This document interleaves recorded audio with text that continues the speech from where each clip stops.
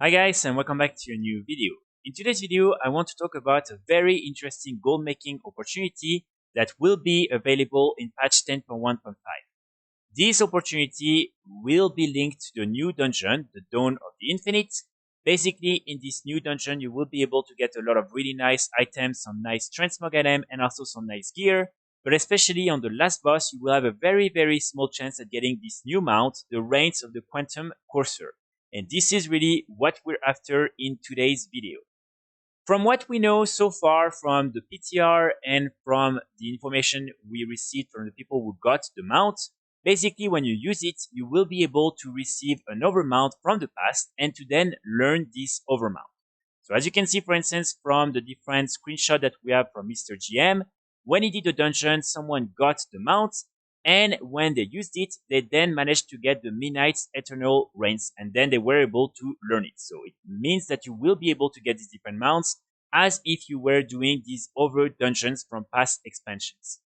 Right now, it's not entirely sure what are all the different mounts that will be part of the pool of mounts available through the Reins of the Quantum Cursor, but it is speculated that all these different mounts right here will be part of it. So as you can see, some pretty interesting ones, especially I would say the Reins of the Infinite Time River from time walking events can be really difficult to get. And also, maybe some of the mounts from previous raids will also be included here. But again, this is only speculations, and maybe they will have way more mounts that will be added under these Reins of the Quantum Courser.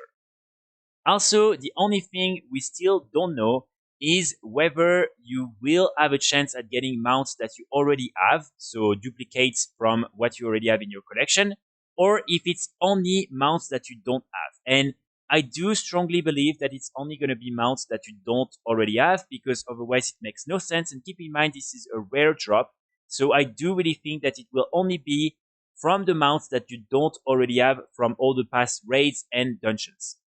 So for people who are collecting all these different mounts and maybe who have been struggling with one or two that are really difficult to get, then this is a really good way to have a better chance at getting these different mounts. Because again, if for instance you already have all the different mounts, you're just missing one that is really difficult to get, then normally if there are no duplicates possible, by using this mount, you will automatically get the last one that you need, and it is a really good way to basically just catch up and finalize your collection.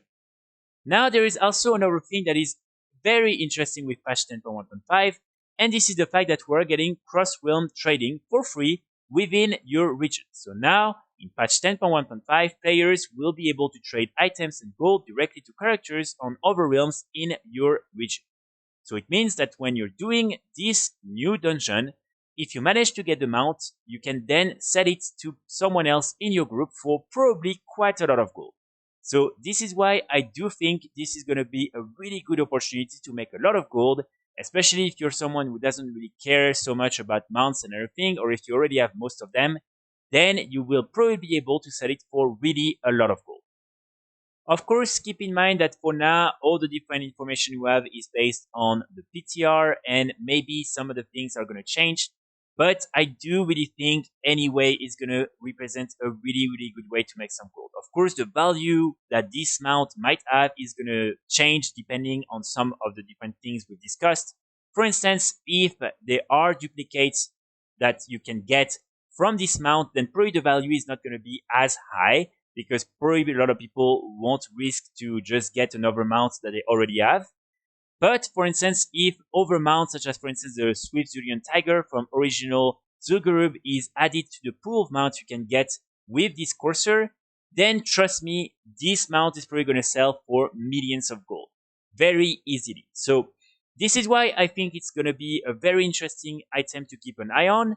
And what I would personally recommend you to do is to simply do it on all your different characters, and if you're lucky enough to get the mount, then you can sell it, and hopefully you will find someone in your group that will be willing to buy it for a lot of gold. And who knows, maybe if you really want to make some gold with this mount, what you can do is when you find a group, you can ask if anyone would be interested in maybe purchasing the mount if you manage to get it.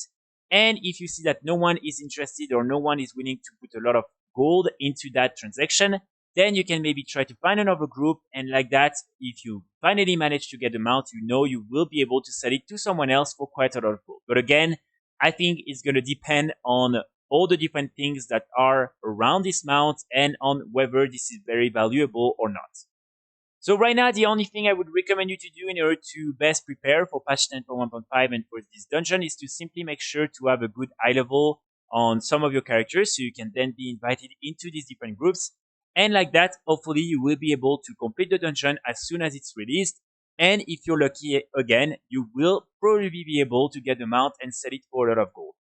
Finally, keep in mind also that while there is, of course, this thing that is really nice, this mount and the possibility of maybe making some gold, when you're doing this dungeon, you will also be able to get a lot of really, really nice rewards. For instance, you have Gore Hole here.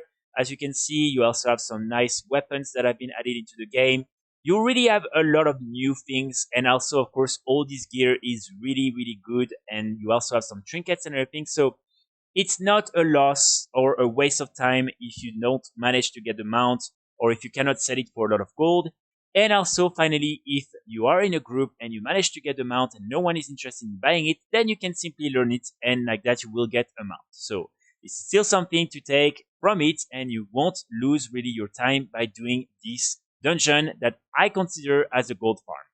So that's pretty much it for today's video. I really hope you will enjoy.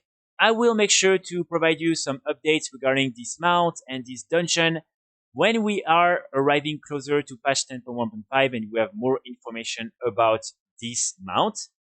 I will also make sure to publish more videos and guides around patch 10.1.5.